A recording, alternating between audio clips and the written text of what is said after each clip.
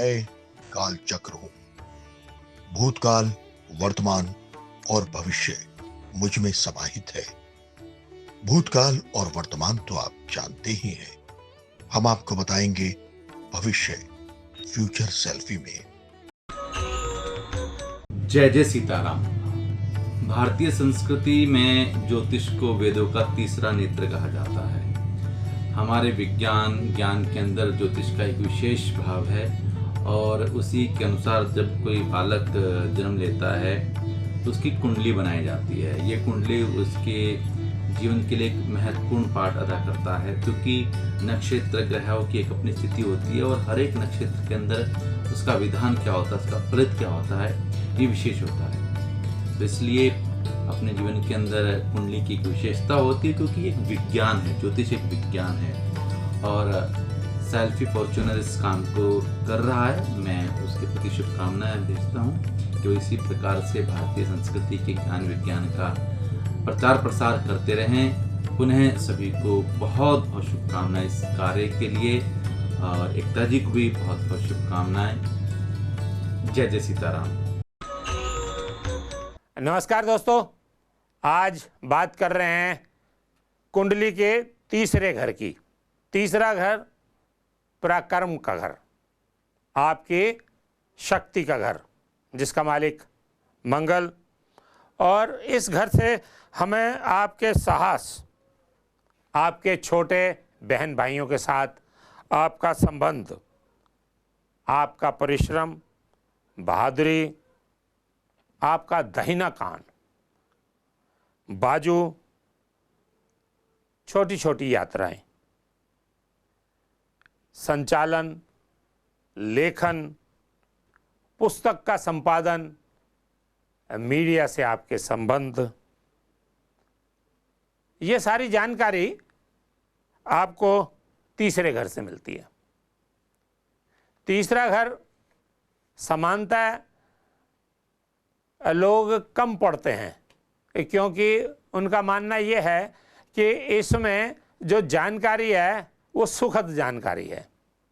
परंतु तीसरे घर में पढ़ने के लिए ज्योतिषियों के पास बहुत कुछ है और इसे पढ़ने के लिए कुंडली चाहिए।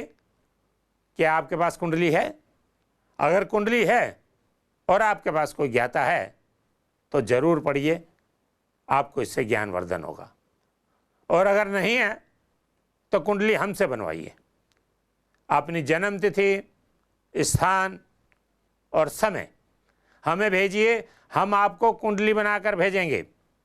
आपके 12 घरों में आपके जन्म के समय के जो ग्रह थे उनकी स्थिति में आप पर क्या क्या लागू होता है, आपका जीवन कैसे आगे चलेगा, आने वाले समय में आपके सामने क्या क्या सुख सुविधाएं या कष्ट आएंगे, इसकी जानकारी हम आपको देंगे। हमसे संपर्क करें, टीवी स्क्रॉल पर हमारा नंबर आ रहा है। कुंडली बनवाएं, अवश्य बनवाएं, अपने लिए बनवाएं, आपको इससे ज्ञान होगा। नमस्कार साथियों, फ्यूचर सेल्फी अर्थात आपको आपके भाग्य तक पहुंचाने के जीपीएस में एक बार फिर आपका स्वागत है। मैंने अपने पिछले कार्यक्रम में आपको बताया था कि हमारी कुंडली भगवान का बनाया हुआ जीपीएस है, जो गूगल के जीपीएस से कहीं ज़्यादा शक्तिशाली है और इसे आपका भाग्य संवारने के लिए किसी फ़ोन, किसी लैपटॉप या किसी वाईफाई की ज़रूरत नहीं है। आपने बस अपनी कुंडली बनवानी है, जो गॉड पोजीशनिंग सिस्टम है और आपका आपके सौभाग्य की दहलीज पर ले जाने का रास्ता तय करती है। आपको पता है कि कुंडली बनवाने के लिए आपको क्या करना है। फ्यूचर सेल्फी की टीम आपके फ़ोन का इंतज़ार कर रही है। नंबर आपके सामने है, तो फिर देर किस बात की, फ़ोन उठाइए और अपनी फ्यूचर सेल्फी आज ही बनवाइए। आज हम कुंडली में सबसे बड़ी भूमिका निभाने वाले 12 भावों के तीसरे भाव पर चर्चा करेंगे, जिसे पराक्रम या सहज भाव कहा जाता है। वैदिक ज्योतिष में भी 9 ग्रह हैं और प्रत्येक ग्रह आपके जन्म के समय आपकी कुंडली के किसी न किसी भाव में विराजमान रहता है और अपनी प्रवृत्ति के अनुरूप फल भी देता है।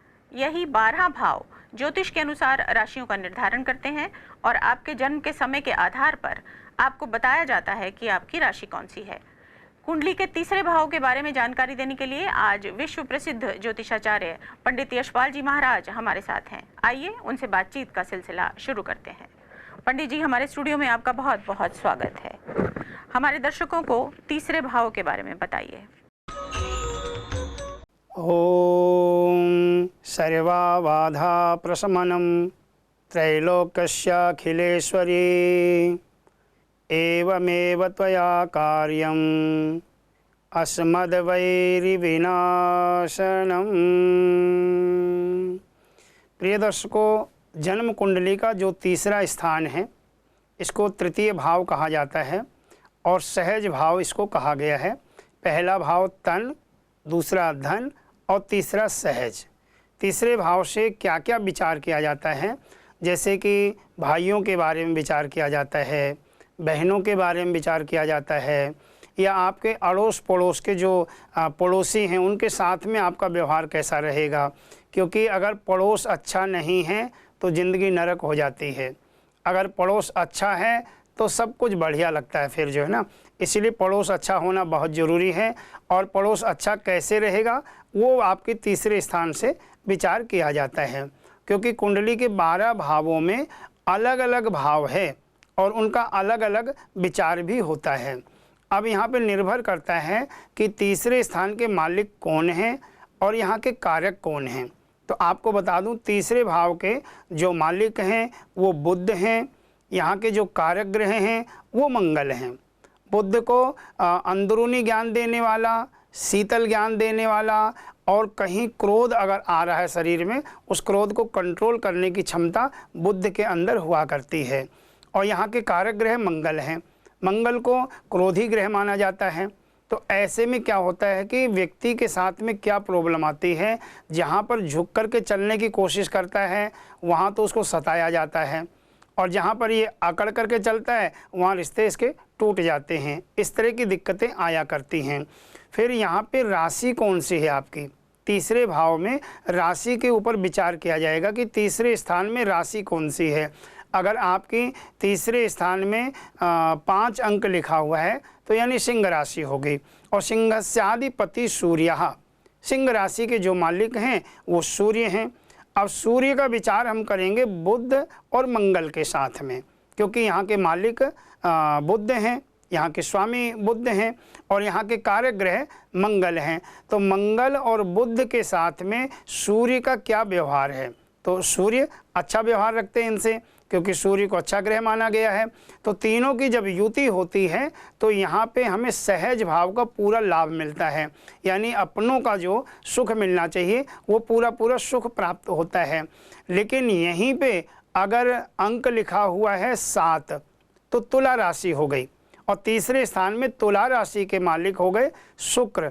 शुक्र के साथ में मंगल का व्यवहार ठीक नहीं होगा तो खींचतान चलेगी, फिर कोई न कोई नई नई समस्याएं परिवार में आती रहेंगी। पड़ोसियों के साथ में बराबर निरंतर कोई न कोई झगड़ा आपका बना ही रहेगा। पड़ोसियों से आप बहुत ज़्यादा परेशान रहोगे। ये सारे विचार तीसरे भाव से किए जाते हैं। और जब सारी समस्या का पता चल जाता है आपका कुंडली के द्वारा, फिर उसके उपाय बता दिए जाते हैं। वैसा आप उपाय करेंगे तो उस समस्या से आपको छुटकारा प्राप्त हो जाएगा।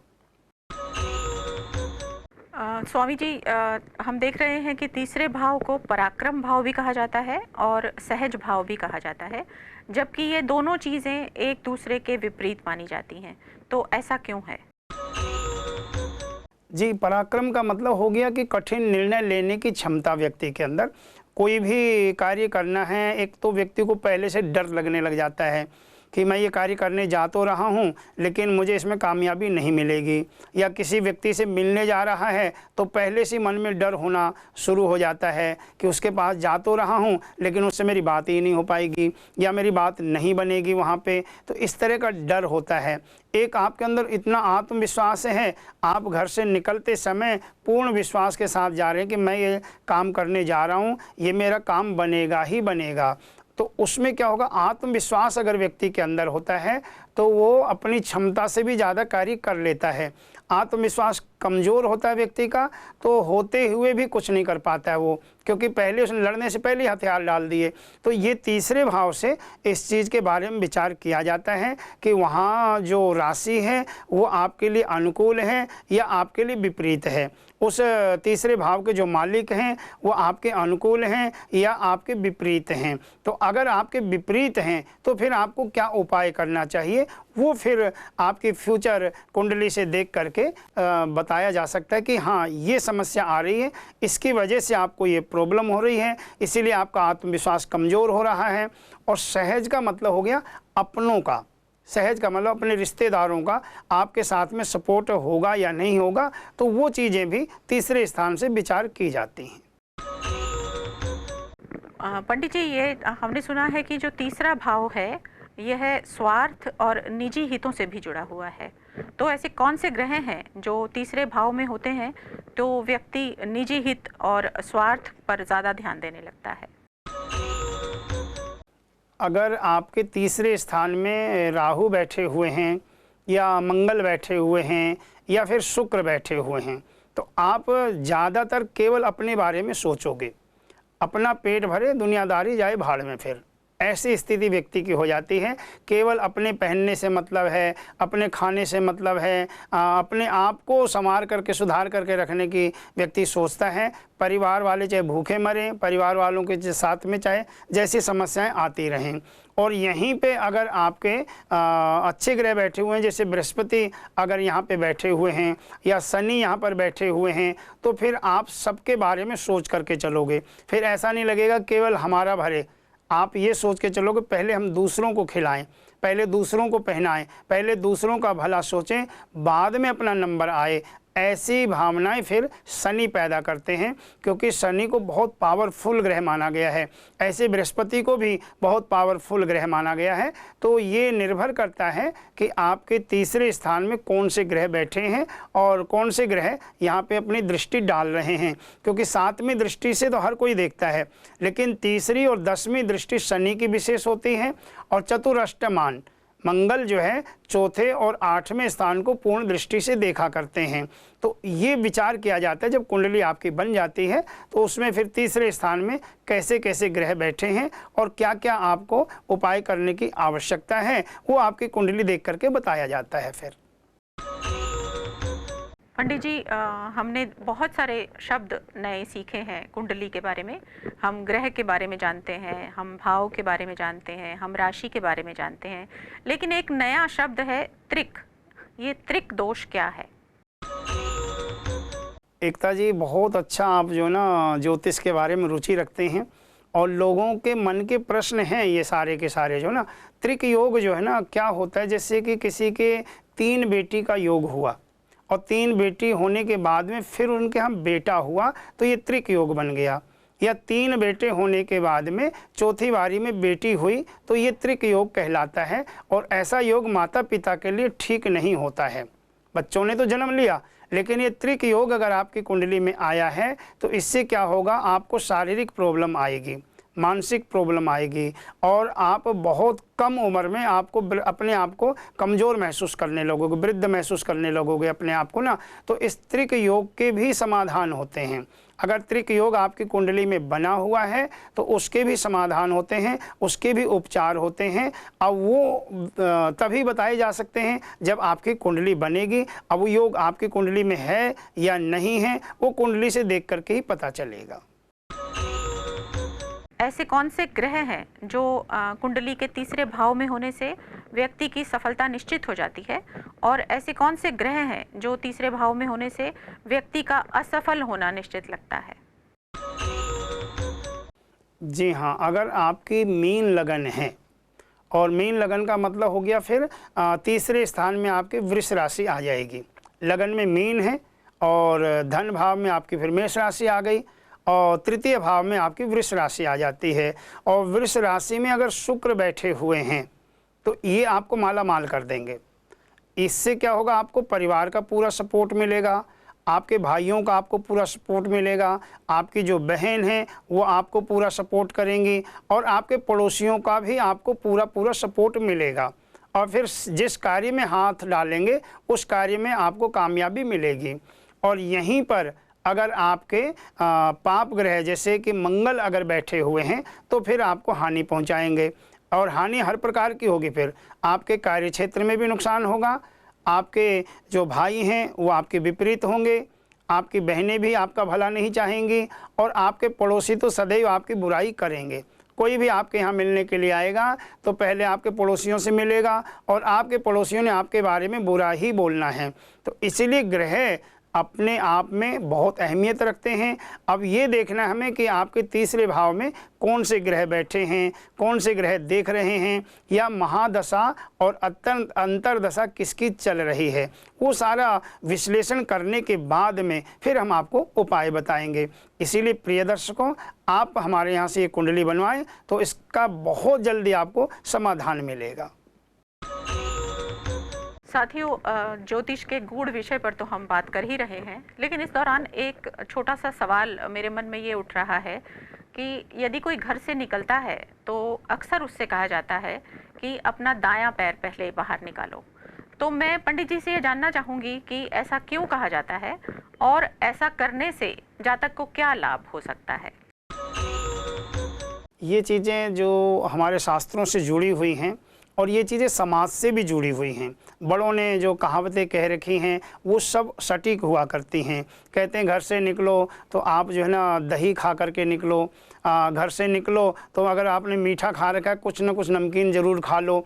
इसी तरह से पाँव के बारे में भी विचार किया जाता है कि जब आप दाहिना पाँव बाहर रखते हैं तो वो शुभ हो गया आपका। अगर आप बाहर निकले, सामने आपने कोई खाली मटका रखा हुआ देख लिया तो आपके लिए अच्छे संकेत नहीं हैं, या सामने से कोई व्यक्ति आ गया खाली बाल्टी लेकर के आपके सामने से आ गया तो वो भी शुभ नहीं माना जाता है। आप घर से बाहर निकलने वाले ही थे और आपके ऊपर कोई छिपकली गिर गई तो ये भी शुभ संकेत नहीं होते हैं। तो अगर ऐसा कुछ होता है तो उनका तत्काल उपाय कर लिया जाता है। जैसे कि आपके अगर ऊपर छिपकली गिर जाती है, उसी समय आप कहीं से एक तुलसी जी का पौधा लेकर के कहीं पे दान कर दें, वो जो दुर्घटना आपके साथ में होने वाली थी वो टल गई आपकी। ऐसे ही हर चीज़ के बारे में विचार किया जाता है। हमारे जो ज्योतिषाचार्य रहे हैं, जो महर्षि रहे हैं, उन्होंने आगे तक के बारे में बहुत विचार किया है। ज्योतिष को त्रिकालदर्शी कहा जाता है। भूत, भविष्य और वर्तमान, तीनों कालों के बारे में ज्योतिष के बारे में देखा जा सकता है, क्योंकि शास्त्रों का मुख अगर व्याकरण है तो शास्त्रों का नेत्र ज्योतिष है। ज्योतिष के द्वारा देखा जा सकता है, विचार किया जा सकता है और उसके बारे में फिर बताया जा सकता है कि ये आप उपाय करें। तो इसीलिए दाहिना पाँव अगर हम घर से बाहर निकलते समय रखते हैं तो 90% संभावनाएं बन जाती हैं, जिस कार्य के लिए हम जा रहे हैं उस कार्य में हमें सफलता मिलेगी। कहा जाता है सकल पदार्थ है जगमाही, कर्महीन नर पावत नाही। संसार में सबके लिए है और सब कुछ है, लेकिन कर्महीन व्यक्ति के लिए कुछ नहीं है। कर्म तो करना पड़ेगा, भाग्य बाद में, कर्म पहले। ये कर्म भूमि है, जिसने कर्म किया है उसने मौत को भी टाल दिया है। ज्योतिष से विचार किया जाता है, उनके समाधान होते हैं।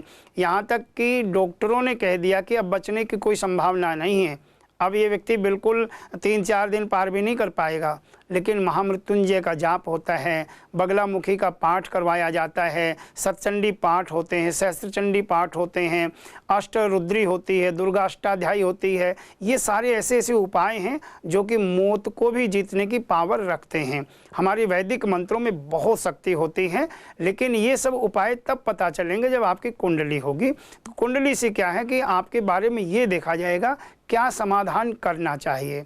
आप चाबी कितनी भी लगाते रहें ताला नहीं खुलेगा, अगर सही चाबी आपने लगा दी तो एक बार में ताला खुल जाएगा। ऐसे ही कुंडली से जब पता चलेगा ये बीमारी है, ये समस्या है, इसका ये समाधान होना चाहिए और वो समाधान किया जाएगा तो तत्काल लाभ आपको प्राप्त होगा। पंडित जी, आपने बताया कि जो हमारी कुंडली का तीसरा भाव है वो हमारे बहन भाइयों से भी जुड़ा हुआ है।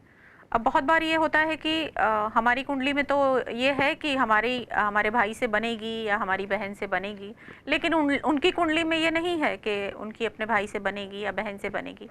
तो यदि ऐसा होता है कि परिवार में आपस में भाई बहन ही एक दूसरे का चेहरा देखना पसंद नहीं करते हैं, तो ऐसा क्या किया जाए कि आपसी कलह दूर हो सके? प्रिय दर्शकों, अगर आपके जीवन में ऐसी समस्या आ रही है तो आपको तत्काल फ्यूचर सेल्फी बनवाने की आवश्यकता है, क्योंकि साफ हो गया इससे कि ऐसे लक्षण अगर हैं घर में, परिवार में, भाई बहनों में बहुत ज़्यादा क्लेश अगर चल रहा है, तो फिर निश्चित है कि तीसरा भाव आपका सहज भाव ठीक नहीं है। और उसके लिए अब आपको क्या उपाय करना है वो हम आपकी कुंडली देख करके बताएंगे, क्योंकि तीसरा भाव हमारे जीवन में बहुत अहमियत रखता है। हमने बताया आपको कि भाई बहन से ज़्यादा संबंध हुआ करते हैं तीसरे भाव के। अगर ऐसी स्थिति चल रही है, ऐसी कंडीशन चल रही है, तो बहुत सरल उपाय इसमें हुआ करते हैं। लेकिन वास्तविकता में क्या है कि जब तक हमें ये नहीं पता चलेगा किस डिग्री के वहाँ पे ग्रह बैठे हुए हैं, क्योंकि ग्रहों की भी डिग्री देखी जाती है, वो वक्री हैं या मार्गी हैं। क्योंकि तीसरे स्थान में अगर ग्रह वक्री बैठे हुए हैं तो निश्चित इस तरह की समस्या आपके सामने आ रही हैं। अगर मार्गी हैं और फिर भी ऐसी दिक्कत आ रही है तो फिर निश्चित है कि आपकी महादशा जो चल रही है वो आपके विपरीत है, और समय रहते अगर समाधान नहीं हुआ है तो बात इतनी बिगड़ जाएगी कि भाई बहन कोर्ट कचहरी तक पहुंच जाएंगे, और ये आपके परिवार के लिए कलंक वाली बात बन जाती है। इसलिए प्रिय दर्शकों, यहाँ पे आपको ज़्यादा देर न लगानी चाहिए, तत्काल आप फ्यूचर सेल्फी बनवाएं। उससे क्या होगा, हम आपके बारे में सटीक उपाय बता सकेंगे और उस उपाय को करके आप बढ़ती हुई समस्याओं को समाप्त कर सकते हैं। फिर देखना भाई बहन का आपस में कितना प्रेम होगा, क्योंकि भाई बहन का अगर प्रेम बना रहे तो फिर जीवन में खुशियाँ ही खुशियाँ व्यक्ति के हुआ करती हैं। तो प्रिय दर्शकों, देर नहीं लगानी है, आपने अपनी कुंडली बनवानी है और उसका समाधान जो है समय से आपको करना है। तो देखा साथियों, पंडित जी ने कितने गूढ़ विषय को कितनी आसानी से और कितने सरल शब्दों में आपको समझा दिया। अब आपको और कुछ नहीं करना है, बस अपनी फ्यूचर सेल्फी बनवाइए और आप अपनी सभी समस्याओं को इसके द्वारा दूर कर सकते हैं। आज का कार्यक्रम हम यहीं समाप्त करने जा रहे हैं। आशा है कुंडली के 3 भाव आपने अच्छे से समझ लिए होंगे। अगले कार्यक्रम में हम चौथे भाव पर बात करेंगे। पंडित जी, आपका बहुत बहुत धन्यवाद। 16 अगस्त 2025 भाद्रपद कृष्ण पक्ष अष्टमी तिथि यानी श्री कृष्ण जन्माष्टमी व्रत, दिन शनिवार का विशेष राशि फल। मेष राशि वालों के लिए संकेत हैं कि पड़ोसियों से अनबन हो सकती है, सावधान रहने की आवश्यकता है। और आज बेसन के लड्डू का प्रसाद बाटें, ये बहुत हित में रहेगा आपके लिए। और वृष राशि वालों के लिए परिवार में क्लेश बढ़ सकता है, अपने आप को शांत रखने की आवश्यकता है। ओम नमः शिवाय इस मंत्र का आप जाप करें। मिथुन राशि वाले अचानक द्रव्य लाभ हो सकता है, बढ़ते उत्तरदायित्व को संभालने और अपने आप को स्थिर रखने की आवश्यकता है। आज दुर्गा चालीसा का पाठ आप करें। कर्क राशि, बिगड़ते काम बनने की संभावना है, परिवार में आनंद रहेगा।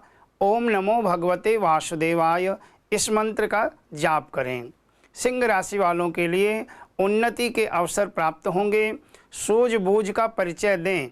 माँ लक्ष्मी के कनक धारा पाठ को करें अथवा किसी ब्राह्मण से करवाएं। कन्या राशि वाले, स्वास्थ्य के लिए दिन ठीक नहीं है, खान पान में सावधानी बरतने की आवश्यकता है। और ओम ऐं ह्रीं क्लीं चामुंडायै विच्चे इस मंत्र का जाप करें। तुला राशि वाले, किसी पुराने मित्र से मिलकर मन बहुत प्रसन्न होगा। आज पीले वस्त्र का आपको दान करना चाहिए। वृश्चिक राशि, सेहत की समस्या दूर होगी, धन लाभ के योग बन रहे हैं। दूध अथवा मिश्री का दान आज आपको करना चाहिए। धनु राशि, महत्वपूर्ण कार्य बन सकता है, मेहनत करने में आलस न करें। ओम गंग गणपते नमः इस मंत्र का जाप करें। मकर राशि, करियर की समस्या हल होगी, प्रतिदिन मंदिर में जाने की आदत डालें। ओम नमः शिवाय का जाप किया करें। कुंभ राशि, वास्तु सुख का योग बन रहा है, अवसर का लाभ लें। मकान की योजना अगर बना रहे हो तो वो पूर्ण होने वाली है। आज हनुमान चालीसा का पाठ करें। मीन राशि वाले, अपनों से मन मुटाव हो सकता है, वाणी में संयम रखें और शनि चालीसा का पाठ आपको करना चाहिए। जय श्री राम।